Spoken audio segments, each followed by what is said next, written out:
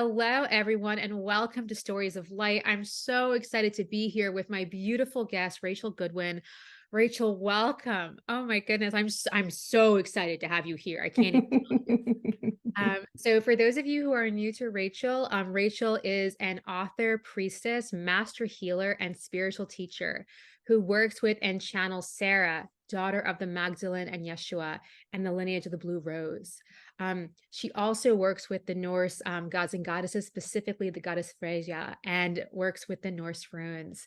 So I'm really, really excited. Today's topic, we're diving deeply into the power of the runes, into Rachel's connection with the goddess Freyja. And I just feel like there's so much wisdom that's going to come through. And I'm just so excited to have you here today. Thank you. It's lovely to be here. Oh, it's my pleasure. And so my first question is that, many people in today's world, they love connecting with Egyptian gods and goddesses or Greek goddesses. And I'm feeling like the Norse deities are a little less talked about. Why do you think that is? Yeah, that was my experience exactly. And I moved to Denmark in 2014 because I married a Danish guy. And it was quite hard to find, like, how do I live in this country that is, in a lot of ways, it's similar to England, but in a lot of ways, it's really, really different. And obviously the language is completely different. So I didn't want to feel like really alienated. And what came in the end was like my way in was through spirituality. And, so I've got all these books, I brought all these books with me over from Great Britain, and I'm like looking in them all. Where's the stuff about Nordic spirituality? Like nothing. I've got this whole book full of like goddesses for pagans and witches, hardly anything on the Nordic stuff. And I was like, okay. Well, what's that about? Absolutely. Yes. This is a bit tricky because my Danish is not really, like, because there's like books in Scandinavian languages, but like really, really little in English. So I didn't really know what to do about that. I found a couple of bits here and there, but nothing was really. And then after I'd been here a couple of years, I had to go to language school. Brexit happened. If people don't know what Brexit is, it's where Great Britain, in her wisdom, decided to cut itself off economically and administratively from Europe, which meant that I no longer had a right to live here. So I suddenly had to try and fulfill all these requirements of living in Denmark, which is one of the hardest countries to get residency in the world. I don't get any brownie points for being married. They don't care about that. So I had to like really pull my bootstraps up and go and learn Danish to quite a high level and pass all these exams.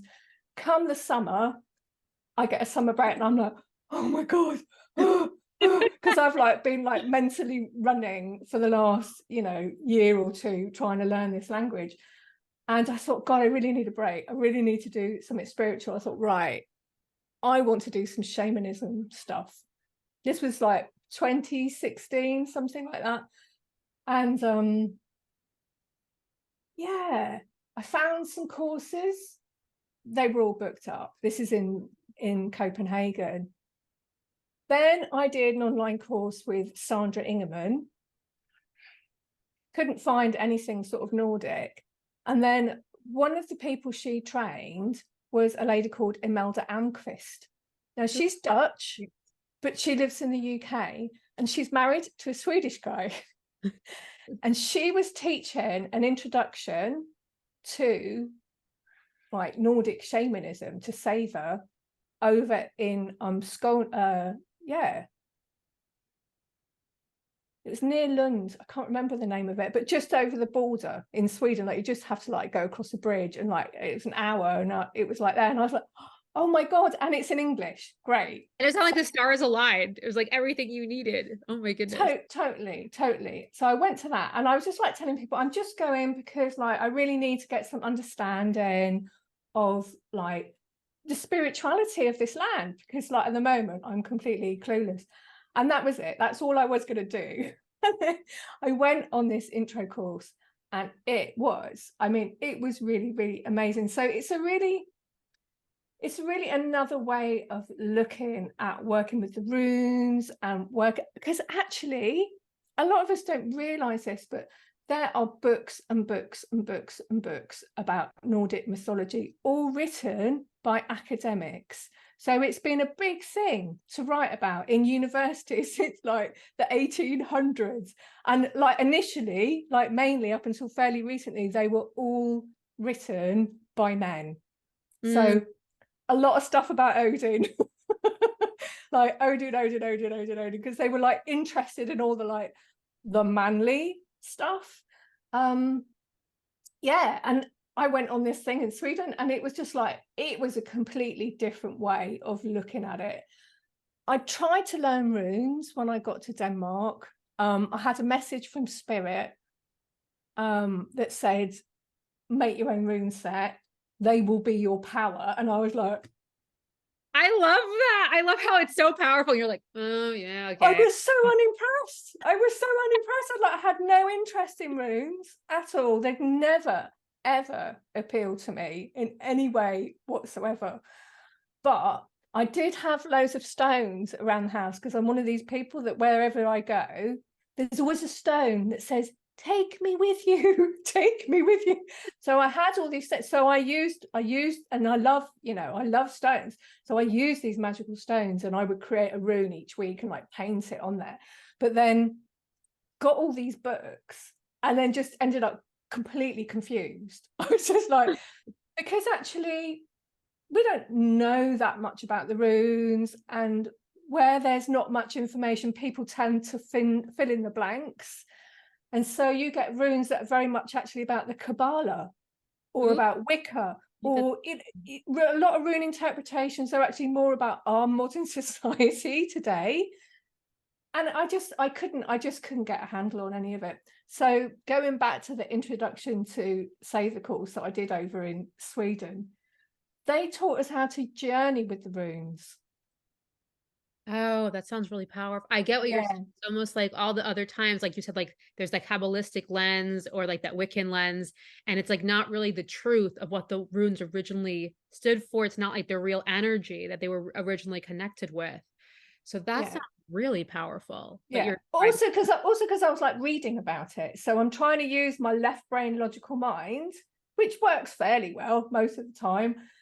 But that's not the way to connect to somebody. Like, so this is how I explain like working with these runes to people. It's like, if you want to get to know somebody, you can read a book about them if somebody's written one, and it will tell you stuff. But actually, if you want to know about that person, you need to go and meet them.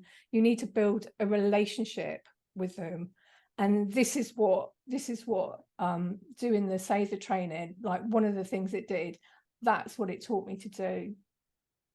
I love that. That's really powerful. Like even when you said that, I just felt like almost like a transmission there, because you're right. So many people, like we watch something on television and we read a book and we're like, oh, I know all about that person, but you don't.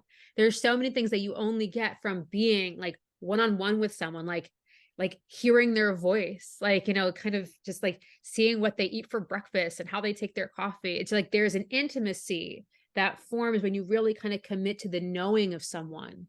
So I feel like that's what you're talking about with the runes. It's like the books are helpful, but it's not the same.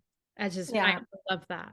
Yeah. So that's it. So if you start to build up your relationship, because people sort of say, how long do I need to learn the runes? And I'm like, well, how good do you want your relationship to be with the runes? Do you want to have a superficial relationship, and maybe that's enough for you just to get a quick bit of, do you want to have a deep relationship where you can do like really magical work, because not everybody wants to go really, really deep into it, and some people want to be somewhere in between. So it's really about like what you want to achieve from them.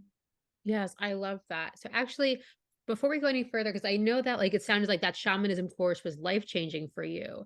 And so my next question is like, what is like Nordic spirituality to you? Once you opened up, like how would you define Nordic spirituality? Well, I mean, going back to those early beginning days, I've never really been able to find something that mirrors me in modern society. I've done lots of courses, as have many of us. I trained to become a healer, I trained to become a channel, I trained to become a this, that, and the other, but I never really found myself. And so I have a book here. So I brought a few of my books because, you know, I'm saying journeying is the way. Yes, it is. But there's also the knowledge is really important. To have both of them together, that's the power. I have this lovely book. This is called The Seed of Yggdrasil. And it is written by a Norwegian woman called Maria Kvilhaug. That's Kvilhaug. And she is a scholar. Now, she started off at Oslo University and then realized that the academic world was not going to support her in the research that she wanted to do. So she struck out on her own, and she's got a Patreon page, and she's produced quite a few books now.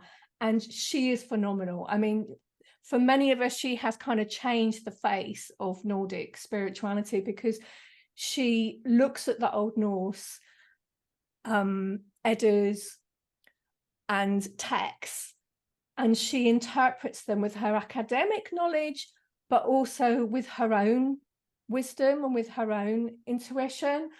And so at the beginning of this book, there is a list of job descriptions that used to kind of exist in Old Norse times.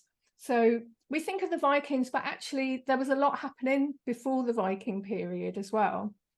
So we have Saver, all right? So that's magic, sorcery, witchcraft, divination, oracle, shamanism. We have words like Galda, and that's spell songs and charms. So a lot of magic is done using these spell songs. We have Blot, which is sacrifice. And in those days, there was quite a lot of blood involved. These days, we're probably thinking, you know, more in terms of blessing water, incense, or something that we want to sacrifice personally, but probably not. I'm not a big blood person, so I'm not doing that. Another word which is lovely is utisata, and that means sitting outside. So the Old Norse, they would do like vision quests, but they would go and sit on their burial mounds or somewhere sacred in the forest, and maybe do it at night. And then they would get their wisdom that way. This actually got banned. Christianity came in, that actually got banned. I can't remember what the consequences were, but it was extremely serious because people wouldn't stop doing it. It was their way of getting their wisdom. Their way of being, absolutely. Then we have things like Skald, and that was a bard or a poet. They were massive on stories. They were storytellers, and the story would, you know, change many, many times depending on the audience and depending what wisdom was coming through. But some of these stories were written down, and that's what we find in the poetic Eddas and the prose Eddas. So there is quite a lot of stuff that was saved from that time, which is unusual because it was quite a long time ago. So the Skalds were very, very important, and they were like big, high up in their society. So were the Vulvas, the Volur. They were the wand witches. So they were the ones being the witches, the priestess, and the oracles. And say the Koners and say the Marders, they are like the men and women. It was more of a womanly thing. The men were a bit like, I don't know. It's a bit unclear. Actually, Maria Kvilhaug is bringing out a new book soon. I'm just waiting for it. It's been a while, where she is actually contesting some of this, because there is the thought that it was very unmanly and all the rest of it. But I did hear her talking about it, and she said she thinks a lot of that is Christian hype that came out afterwards. So I'm interested to see what she says in her book. We have Gaudi and Gulya, and they were like the people who officiated at the rituals, but they tended to be the lord and lady of the household. So a lot of the rituals, they were done like in the hall where you lived. They weren't sort of a separate like thing where you went somewhere. It was sort of part of the household, part of the life, part of the culture. Exactly, a lot of the time. And then you get sacrificial priests and priestesses and people that sort of specialize in these things. But when I looked at this list, I could see myself in it. I could see a society like where I belonged. But I don't particularly feel that in this society that we're in, because it's not considered an honourable profession, being a channel. In fact, it's not even considered a profession at all. People don't believe in it. People don't take it seriously. But when I looked at this, I really found myself. So that was sort of a long answer. Nope, I love that. Question. No. I think that's so beautiful, because like in that society, you would have been so honored. I think that's the thing.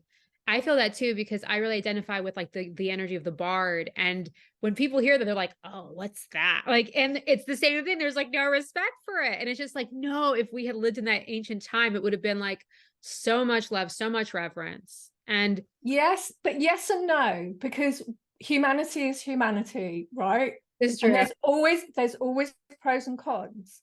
So in sort of Old Norse times, so these three ladies I've got sitting behind me, they are the Norns. And that was a huge part of their understanding of how the world worked. So the Norns are mistresses of the weave. They are more powerful than the gods and the goddesses themselves. They are there to keep balance in the world. They are charged with keeping the Web of Wyrd in balance. So if you think about this web, they're not spinners, they're weavers. There's always reference to weaving with the Norns, but people sort of equate them with the three Greek fates. Yes, the three fates. I want to share more about like the Web of Wyrd for people, because I think that's a very ancient concept, and I don't think a lot of people are familiar with it. So it would be like, it's what the world is spun on, basically. It's how it's made.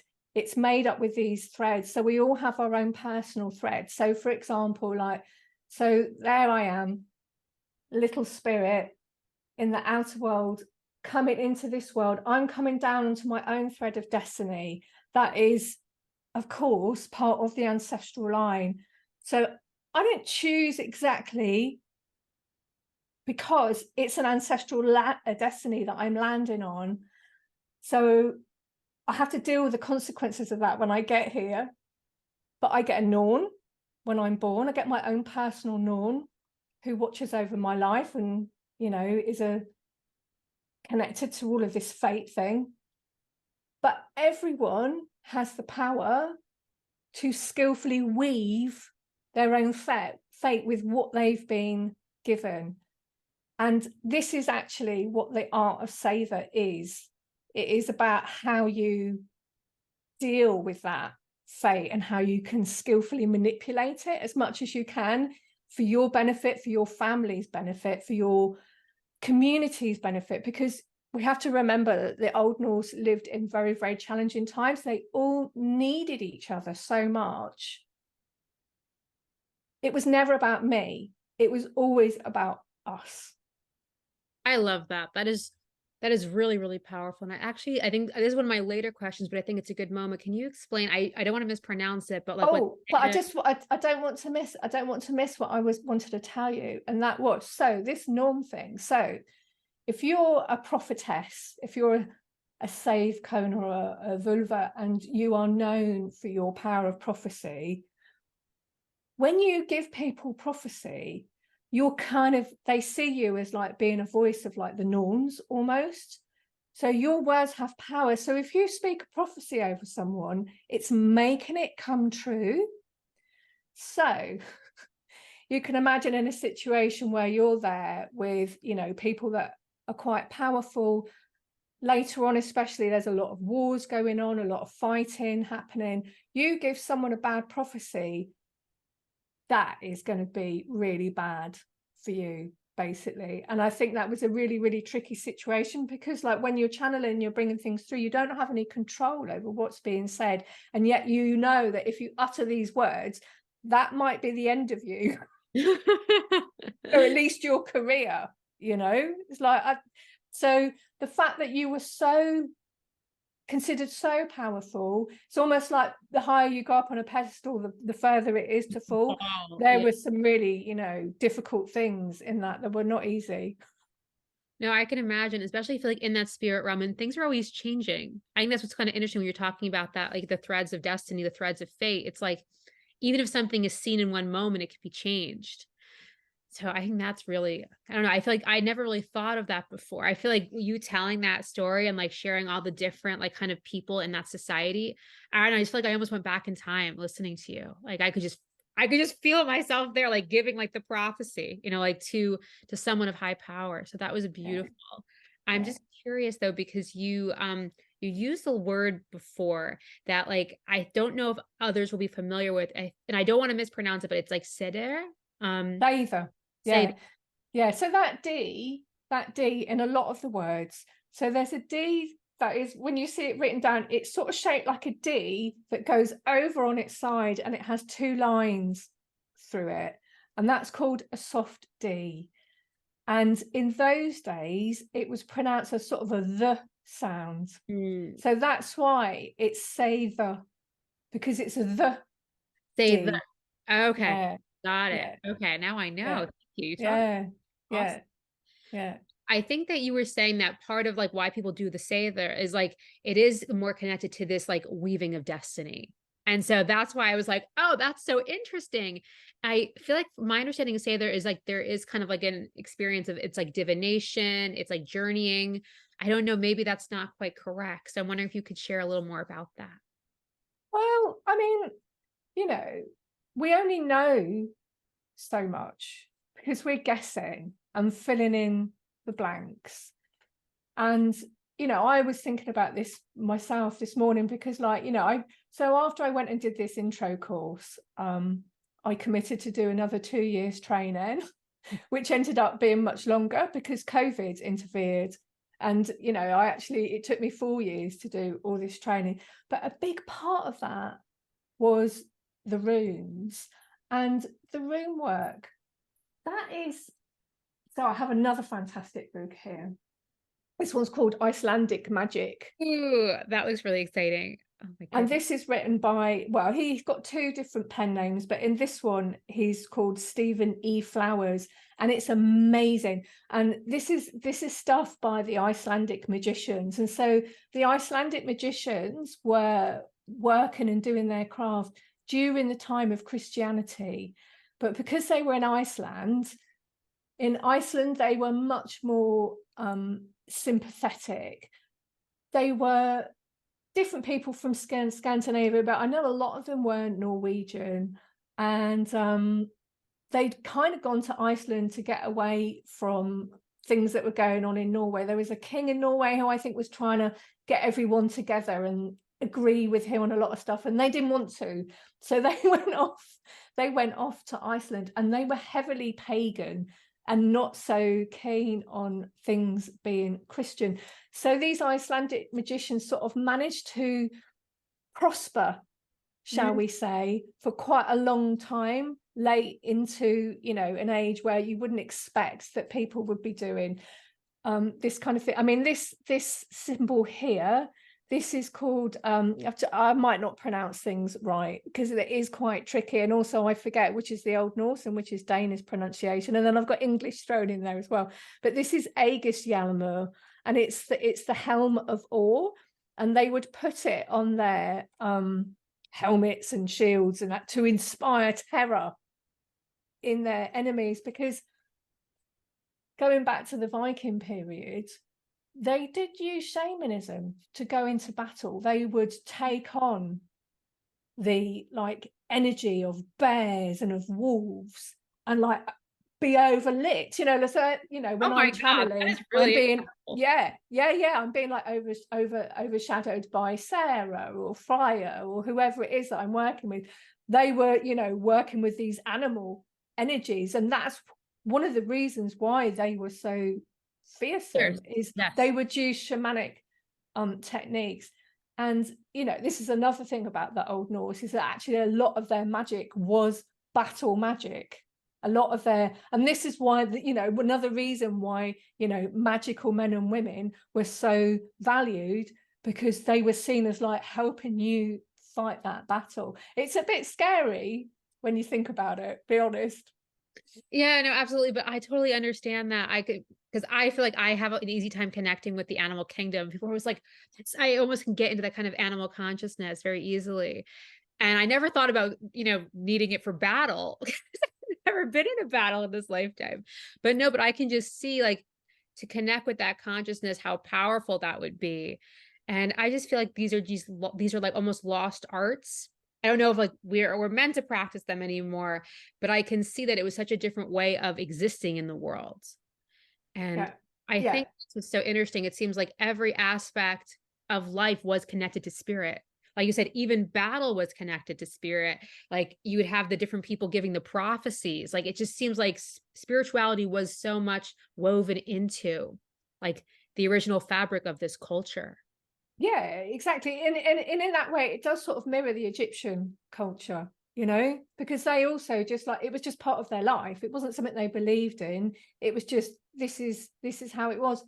And yeah, you can sort of say, oh, it's not great, them using stuff in battle and everything. But when you look at the techniques that they were using, you can use that and then think, right, so how can this be used for the highest good now? There's always something interesting to be learned from these things. Yeah.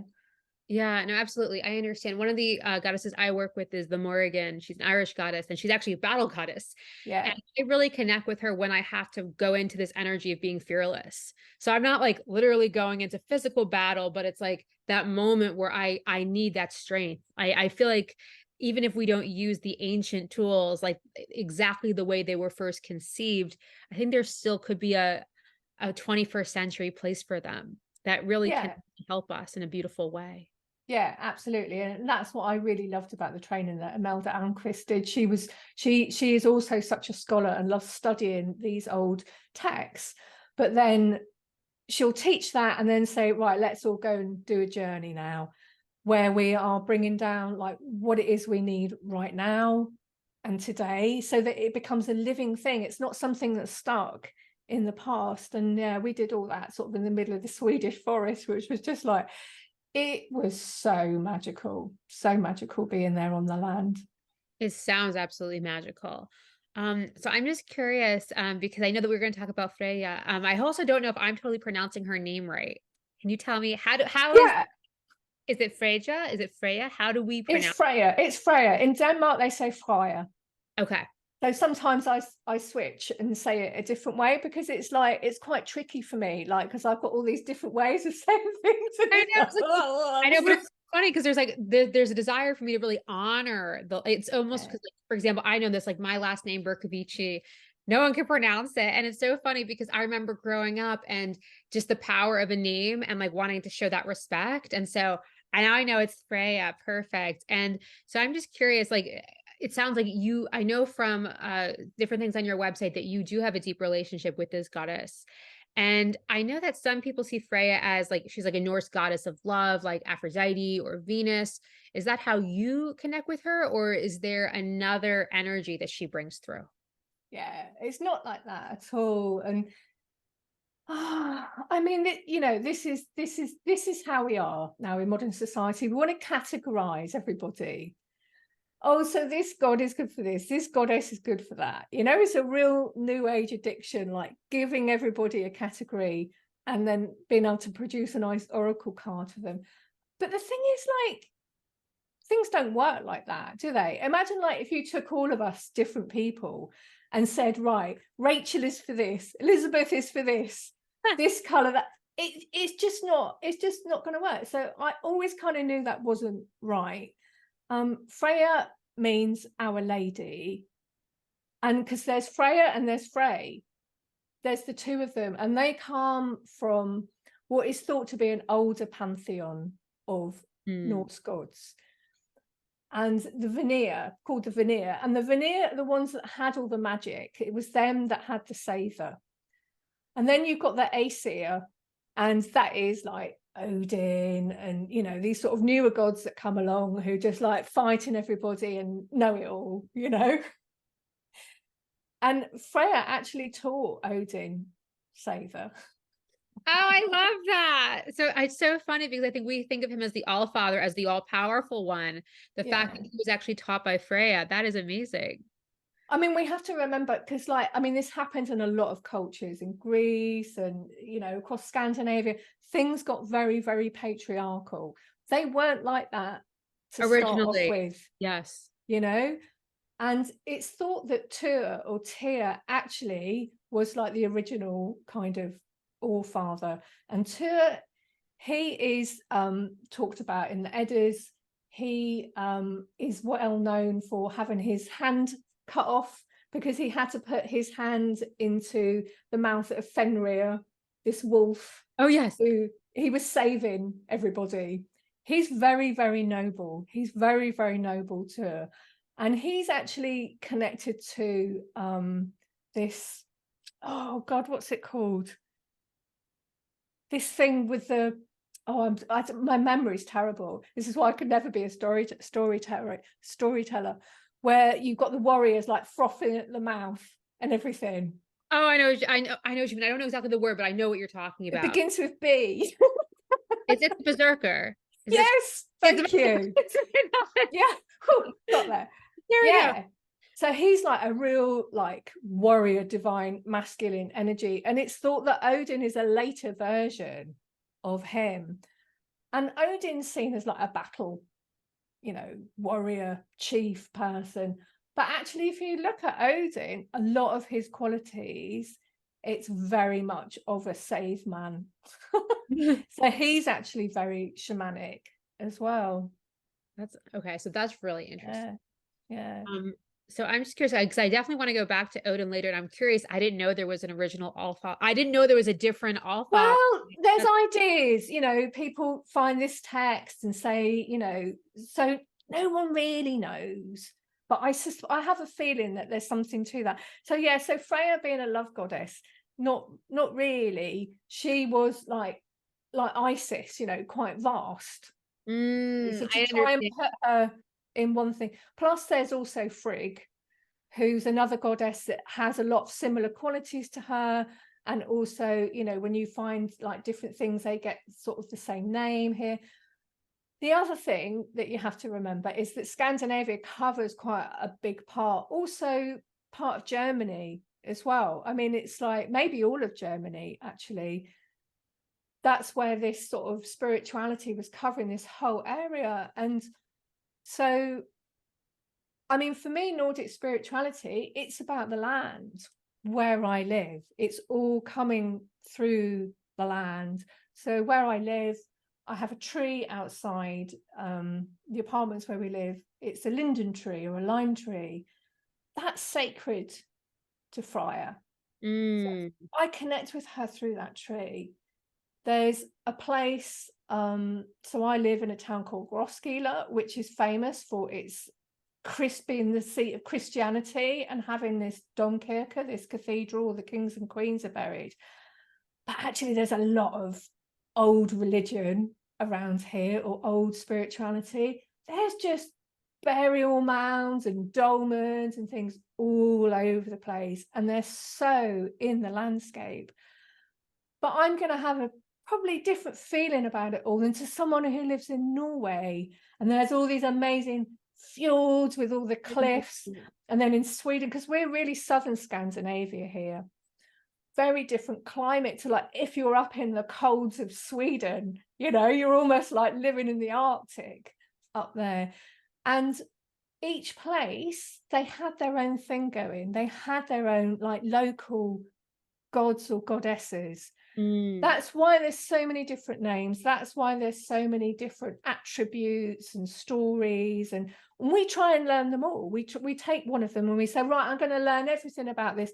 But it was something that covered like thousands of miles. I don't think people realize how vast this was. That's I think it kind of just hit home for me when you said that it was even like down into Germany. Like that. And Britain, Yeah. because a lot of them went and lived in the UK as well, in Scotland. And at one point there was so many Danes living in Britain that the local king there decided to get rid of them all and had this huge like just murdered Oh my God. thousands of people, like just got rid of all of them and then took all their lands and all the rest of it. But I mean, they were very, very present in the UK, and you can see that in the place names and in the culture. And they have their own kind of rune set as well, the Anglo-Saxon and the Northumbrian rune set. No, that's so interesting. I was in Glastonbury like a year and a half ago, and I remember seeing like there were different things that were connected to like Odin and like the Norse runes.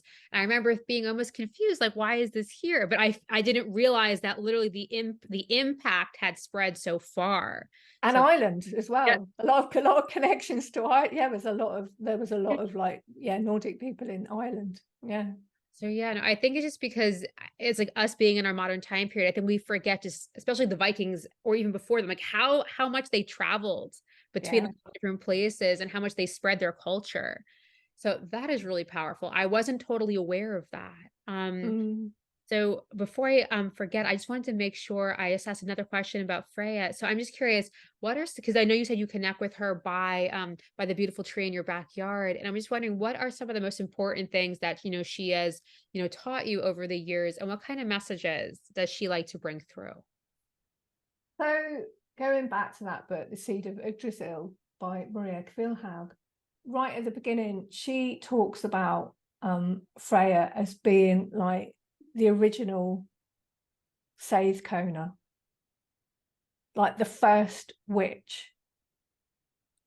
And she is talked about as being like a sacrificial priestess. She had power. She knew how to use it. But she was in society. She wasn't sort of like some separate temple priestess sort of person. Do you know what I mean? You Yes. see her as like being like the housefrau, and the housefrau was like the housewife. She was like the head of the household. She held the keys. She organized everything. She also did the rituals. She also made sure her husband was the most powerful person around by using all of her attributes. Freyja is famous for using her sexuality to get what she wants. Sometimes she's got a guy, sometimes she hasn't, you know. I think there's some Frigg, they talk about Frigg, who people think of Freyja. Maybe she is, maybe she isn't. She was married to Odin. So many womanly stories about her where they didn't see it in a negative way, that she used everything at her fingertips to make sure that she got the best life possible for her and her kind of clan, if you like. And I really like that about her. I like that too, because I think people are just like trying to be like, oh, like I'm demure, and I feel like she's just like, I'm using all of my power. Yes. Why would I shy away? I love that. I don't know. I just feel like there's like a fearless embodiment, like almost like of that sexual power, but for good. I think that's what's so beautiful about it. And also, I feel like it's almost like claiming, I feel like the best life, because I think all of us Yeah. here, we're here to live life to the fullest. We're here to live our best lives. And I think sometimes people, they don't want to fully own their full power and step into that. So I love that. I've never really known that about Freyja before. Yeah, well, that might be, I know when we meet people, we all form a different opinion of them. That might particularly be my way of looking at her. I don't know. Do you know what I mean? Because that's Yes, like you do. my relationship with her.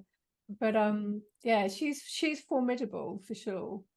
But yeah, no, but I love that because when I would read the different things, like, she is like a love goddess, like Venus, I was just like, I was like energetically, I literally couldn't connect because I was like, she doesn't, Mm. I am connected to Venus and Aphrodite. And I was just like, Freya does not seem to have the same energy. And Mm. so I didn't really know how to put into words like the difference. But now I think you've really described like she really is I feel like a powerhouse of a goddess. Yeah. It sounds like she will use whatever power is at her disposal. And it sounds like you said, I think you said like she was the one who taught Odin, like I'm gonna say it wrong now. Sither? Sather.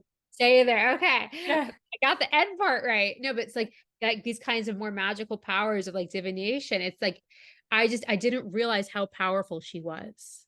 That's like very Yeah. exciting.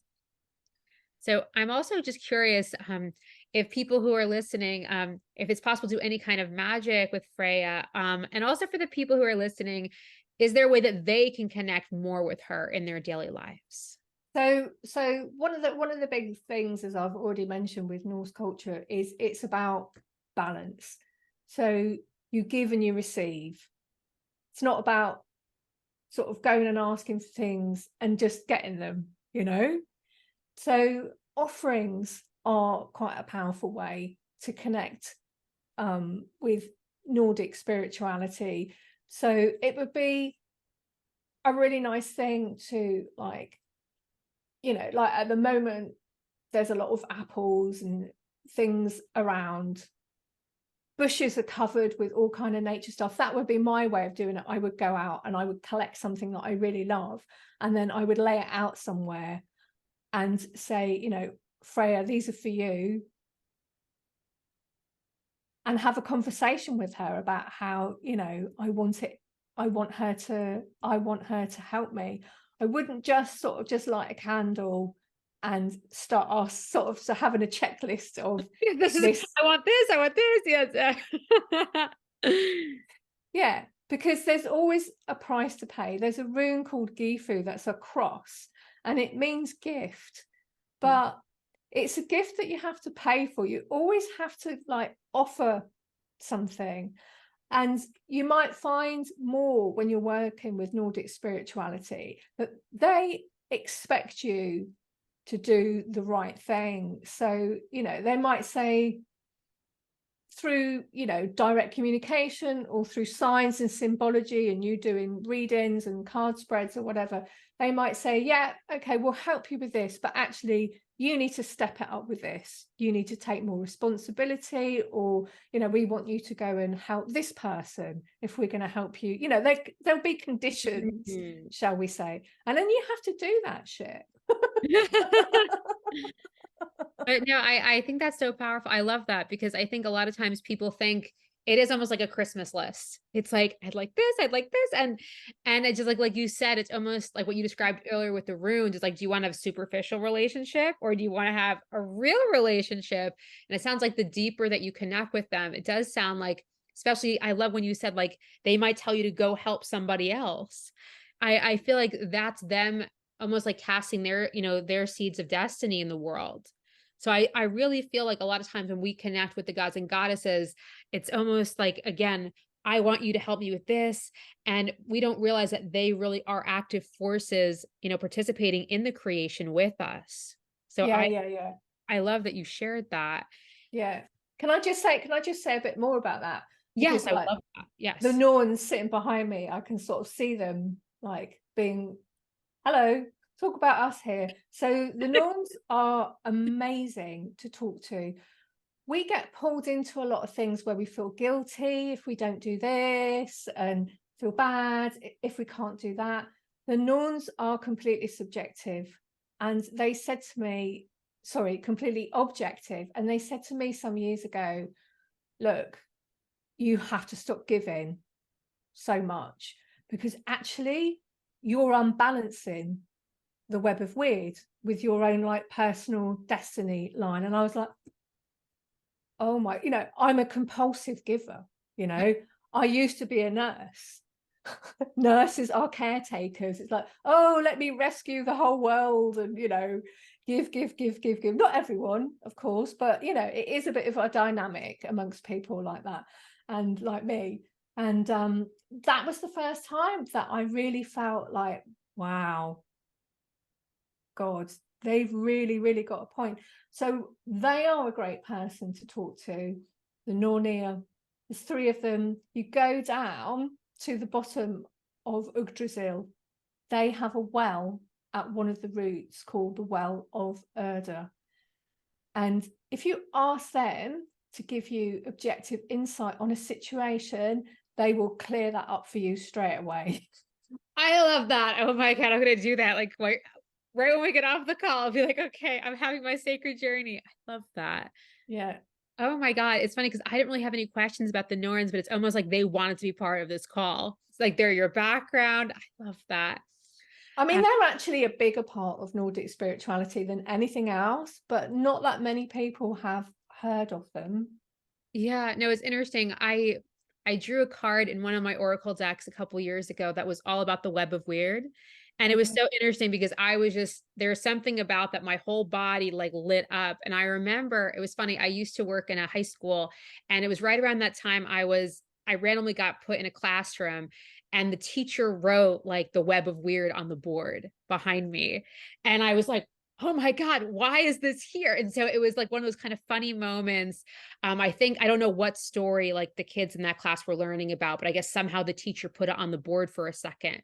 But it kind of blew me away because I was like, oh my God, this is like interacting with my 3D life. What is this? And that was almost like I think that was 5 years ago, and I haven't thought about that moment till right now. And so Mm. that's why I just think it's interesting that like I remember it was like a very old concept, this idea of weird. And I think it's pronounced or not pronounced. I think it's spelled. It's like Wyrd. Yeah. And I think Yeah. that's where the word, our regular word weird, our modern word comes from. I'm Yeah. wondering if you can actually describe more of this, the original word weird, because I don't think a lot of people know what it means actually. I think it's actually an Old English Oh, it's word, English. Okay. but Old English and Old Norse had a lot of similarities. And it's kind of been borrowed from Old English because they were also working with these kind of concepts and understandings. And it's been borrowed because you say Web of Wyrd and people get it. It's like it makes sense. I mean, there's plenty of other words. There's another word that's really good, like Orlog, and that is like the primal law. It's the sum of all events that led to today.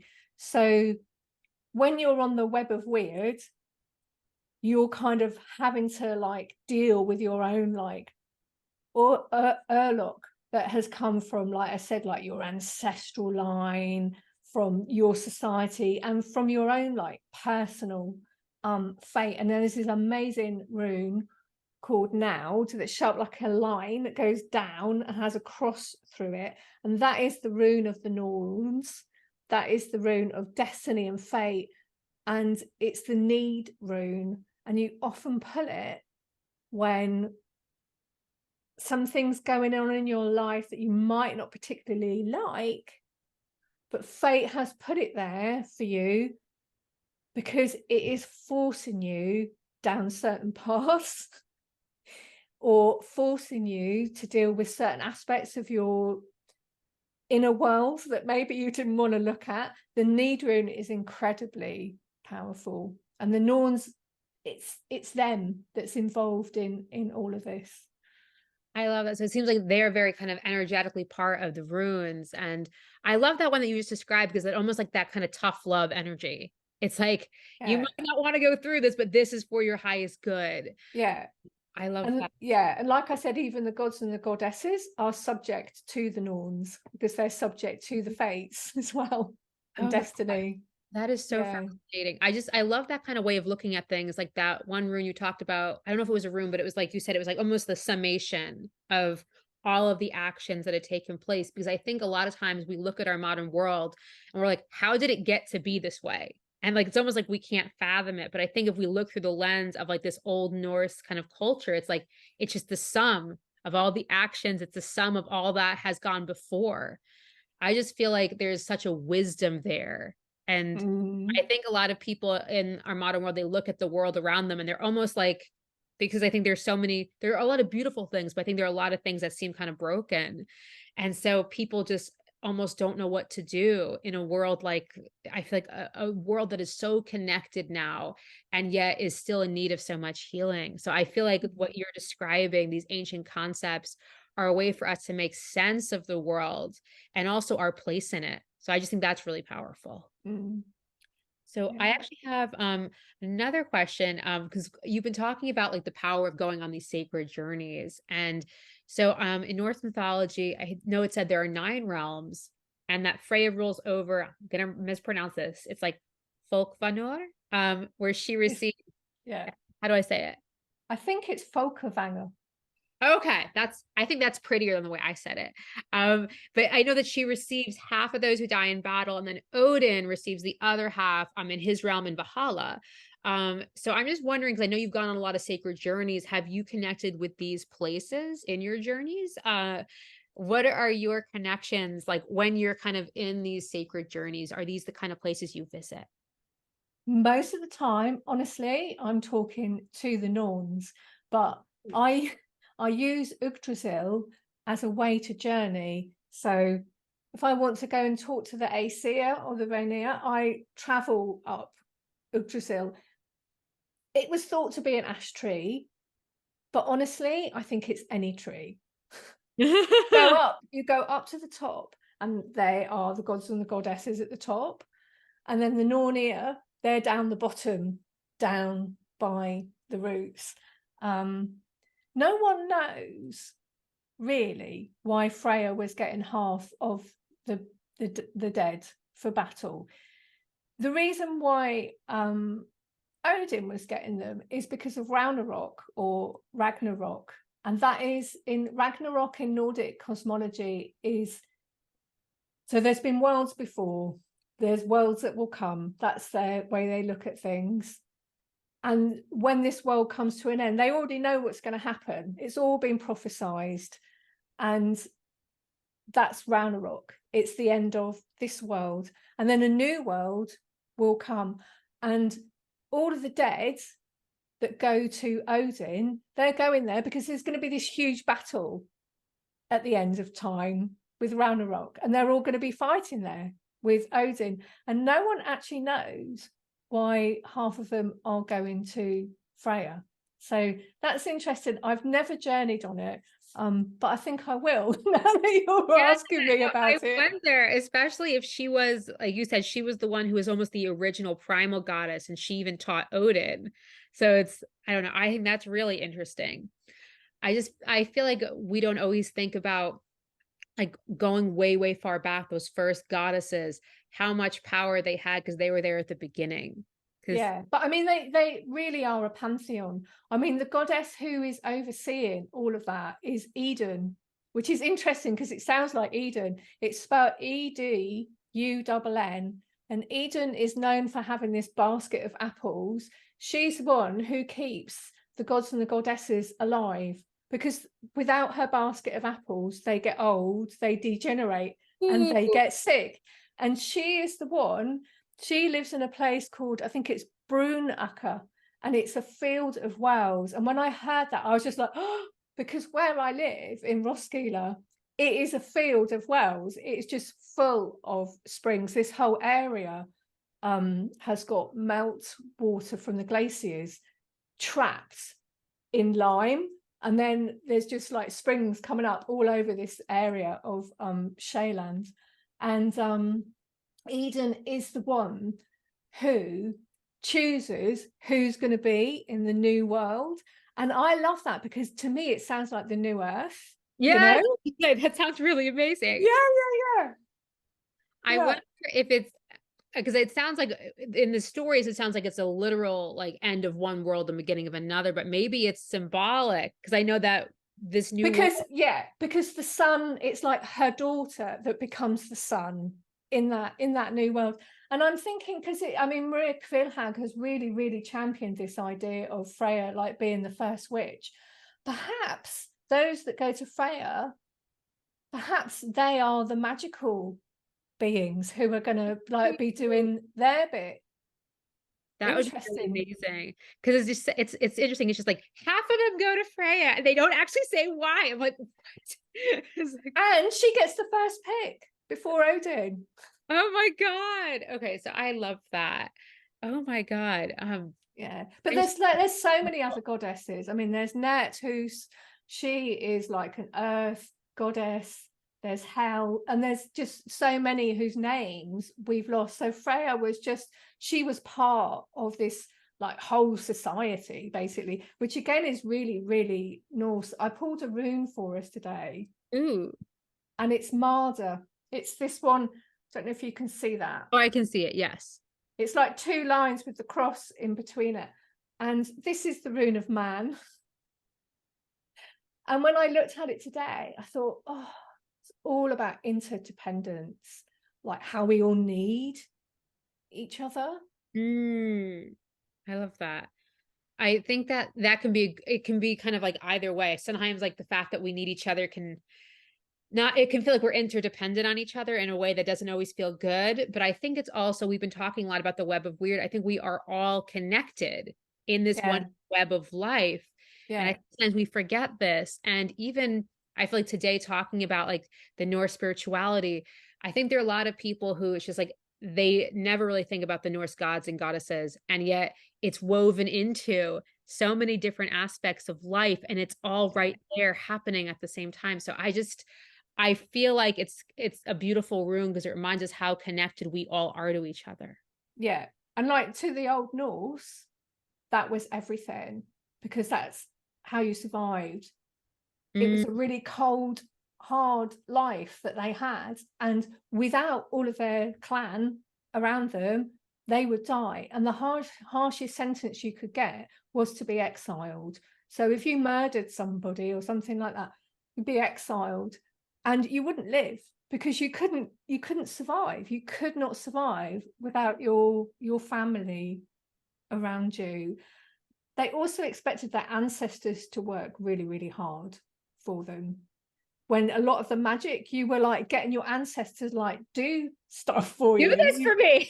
Yeah, you weren't seeing them as a burden like we do now. It's like, oh God, ancestors, oh God, I got to clear up all their energy. Ugh. No, it was like, no, their ancestors were like power and getting them, sorting things out up there. So it happened down here, and they saw them in a completely different way. They can very, very strongly loved them and honored them because they saw them as useful.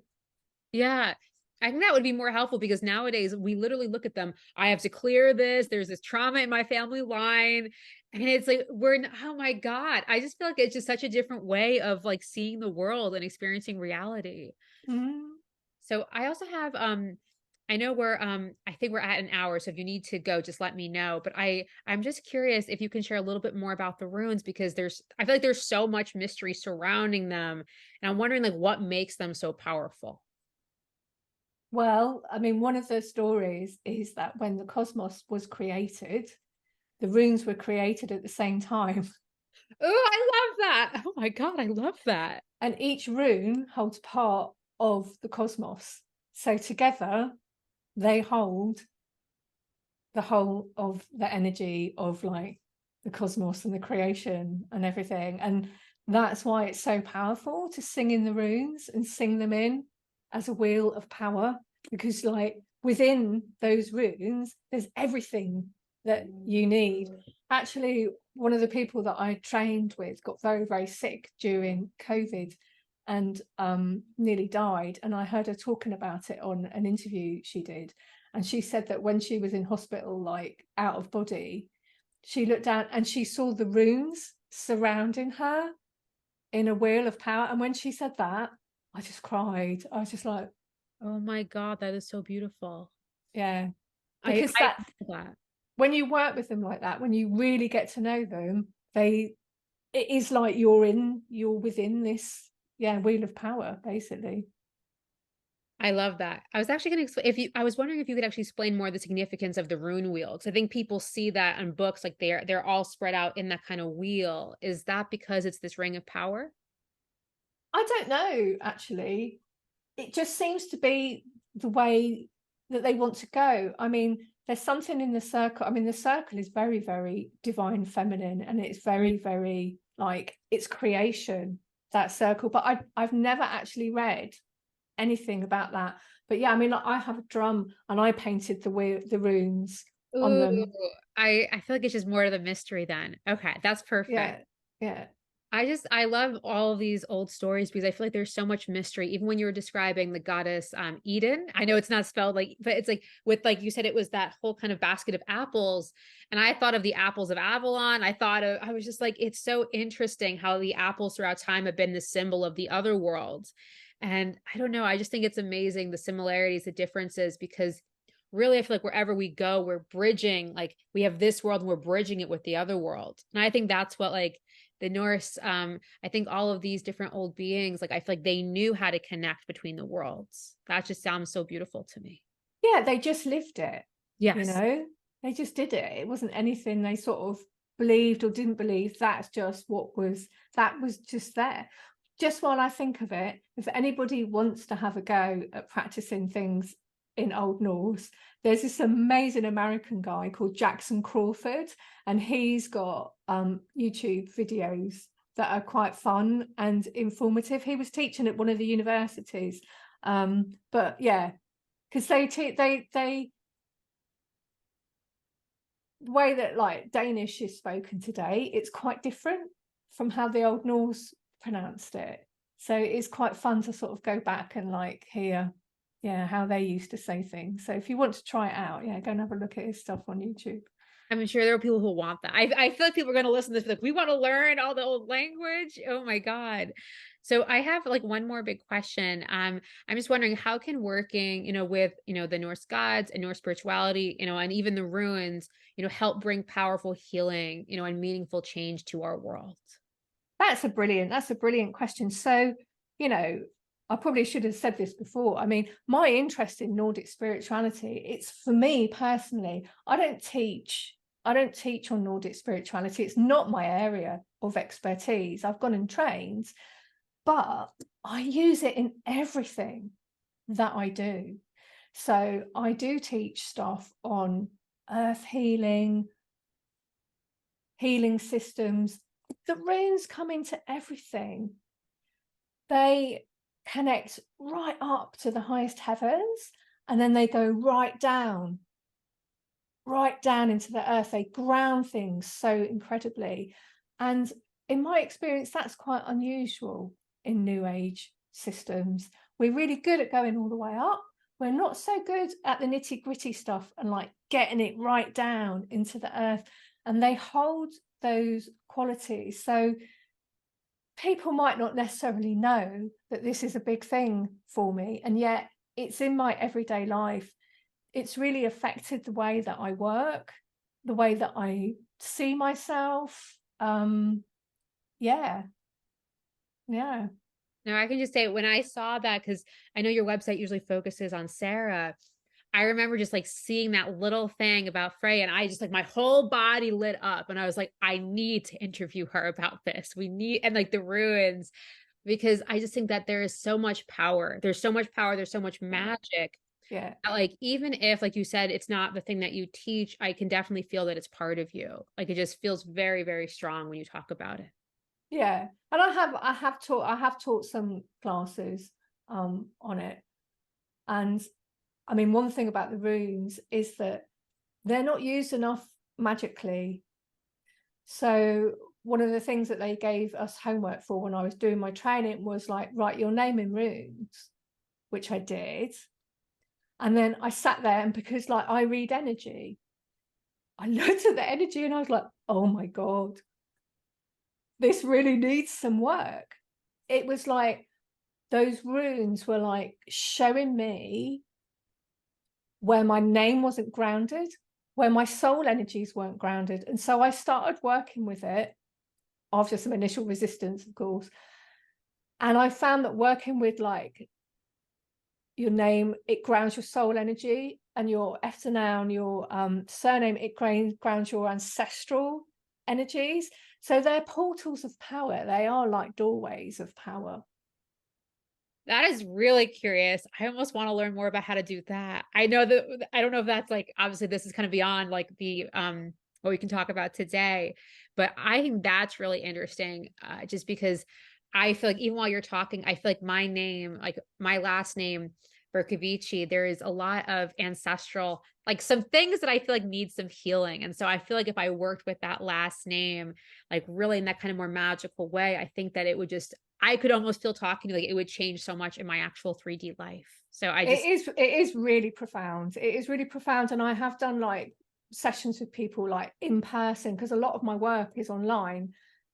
it needs to be in person doing that. And I'm doing a retreat next year with Sarah in Avalon in Glastonbury. And that's one of the things we're going to do. We're going to chant these names, our names, to like ground us in, like really, really powerfully.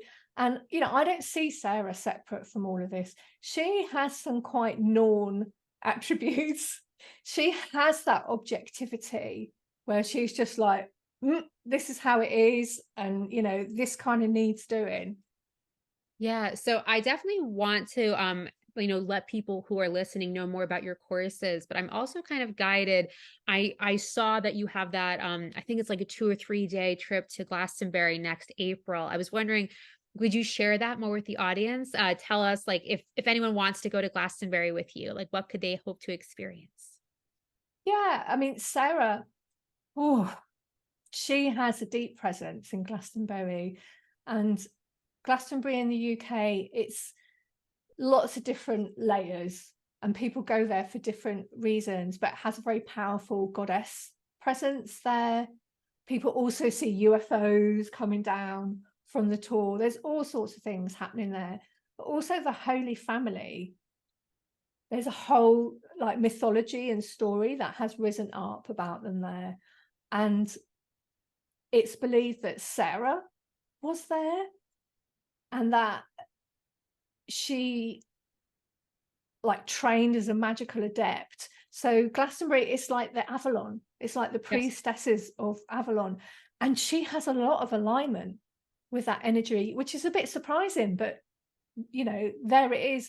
And other people have said that as well. And I used to go down there. So actually today is the day that my mother died, like 1996. So long time ago now. And after she passed, Glastonbury became the place that I would run to when I was in trouble. I didn't have my mum anymore, but I would go to Glastonbury.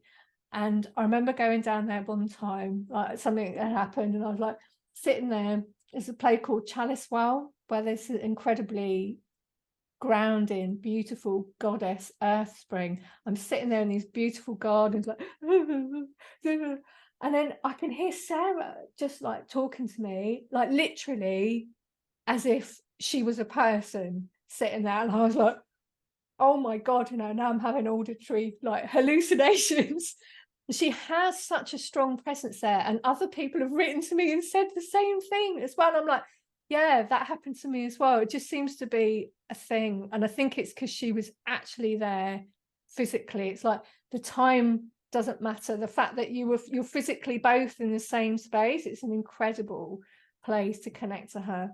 They also planted seeds, like energetic seeds around that area. It's an incredible area to be in if you like working with land energies. And these seeds that the Holy Family planted, they are like things that are waiting to be, when it's divine timing. So one of them turned into like Sarah's, she has like an etheric violet flame temple, like in the landscape, that cleanses out like all the way through all of the energies around the world. Does it really slowly, but oh God, there's so much magic. So it's the first retreat I've been able to do. I haven't been able to do one until now. We've got a son with special needs, and it is really difficult for me to plan any time away. So I have had to sort of like clear my diary for like the whole year almost, just so I can have that week away. So I don't know if I'll ever get to do another one. I mean, who knows? Who knows? But it's going to be amazing. Can you tell me what are the dates for people who might be interested? I probably could do if I could. Let me just have a look. I think it's something like, And I will, yes, for everyone who's listening to this, I will make sure there's a link, either like in the description below the video, or if you're listening via the podcast, I'll make sure it's a link in the podcast for people who might want to go to Glastonbury with Rachel. it's the 18th to the 21st of April. Now I found it written down. Okay, beautiful. Yeah. So, I mean, I think that just sounds so amazing. Time with you and with Sarah, and also, like you said, with like the runes and the naming, like that sounds so powerful. I Yeah. feel like from what you described, it sounds like you almost changed, like, I feel like your whole destiny working with the power of the runes and the power of your name. That just sounds amazing. Yeah. And I also I want to make sure that I presence, you have a couple beautiful courses on your website specifically with Norse mythology and the runes. So I'm wondering if you could talk a little bit about those. Yeah, I do. I've got two classes on my online school that I did. One of them is an introduction to what I call Ascension runes, and it is teaching you how to work with the energy of the runes. It teaches you how to sing them in, more stories about how they came into being, and so on and so forth. But they are specifically working at an energy on this course that I'm teaching all around our ascension and evolutionary process at the moment. So each rune is, like I said, it's like this vast doorway of power. Each one can mean so many different things. So I have kind of worked with it. So it's just like this one bandwidth. It's all about ascension. And so I teach each rune in that way and how you can use them and how you can work with them. So yeah, I will also put the link for that below this video too, because that just sounds so powerful. Yeah. Oh my God. So Rachel, thank you so much for being here with me today. It's been like such a pleasure and an honor. And I actually just feel guided. Do you have any final words of wisdom to share with the audience? I feel like there must be one more thing. Let me just have a tune in and see what comes through.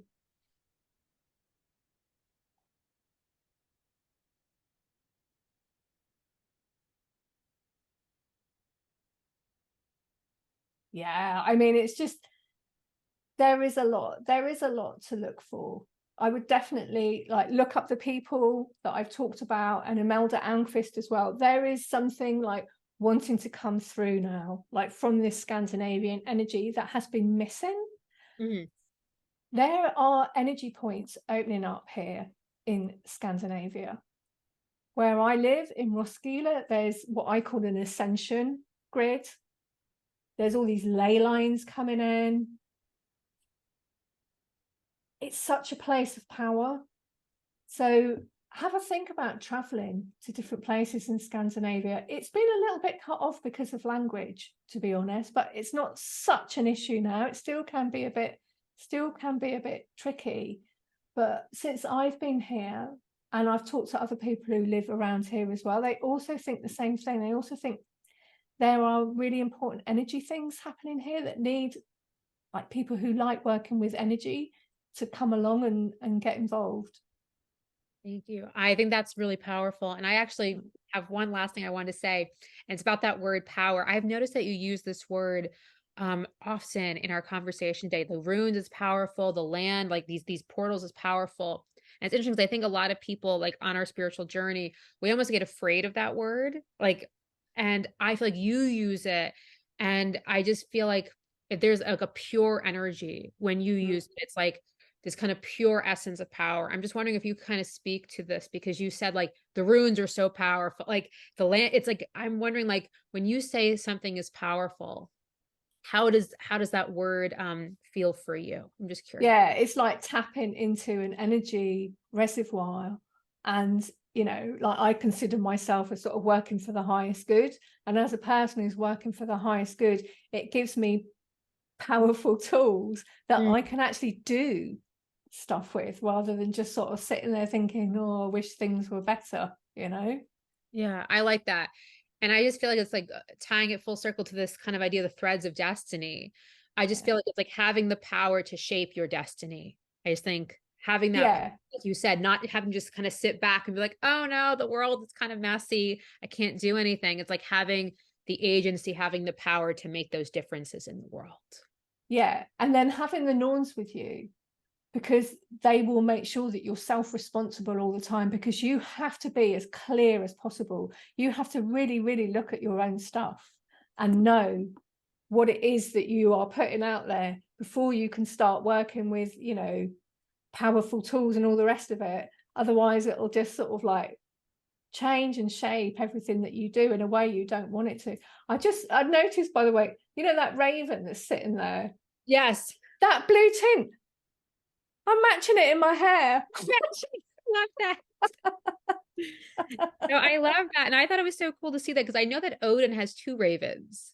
So, He does, yeah. Yeah. That's right. They're his eyes out in the world. So they always telling him when things are going on that he needs to know about. He's like, right, okay, better do something about that. so yeah, no, Yeah. I just love that. So that's when I saw that, I was like, oh my God. I was like, we have the Norns, we have Odin. I was like, and we have, I feel like you bringing such powerful wisdom through.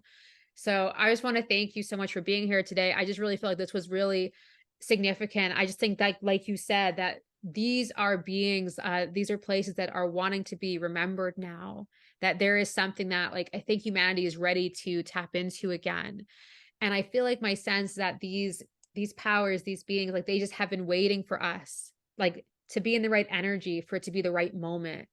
And that's why I'm just like so grateful that we had this conversation today and that you shared all of your wisdom and magic with the audience. Thank you. Thanks for giving me the opportunity to, it's not often I get to talk about this stuff, to be honest. And it's like, I love it. So it was great. Thank you very much, Elizabeth.